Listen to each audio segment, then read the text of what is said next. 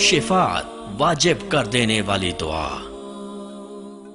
رسول اللہ صلی اللہ علیہ وسلم نے فرمایا، جس شخص نے اذان سن کر یہ کلمات کہے اس کے لیے قیامت کے دن میری شفاعت واجب ہو گئی۔ اللہم رب هذه الدعوة التامة والصلاة القائمة آت محمدا الوسيلة والفضيلة وابعثه مقاما محمودا الذي وعدته۔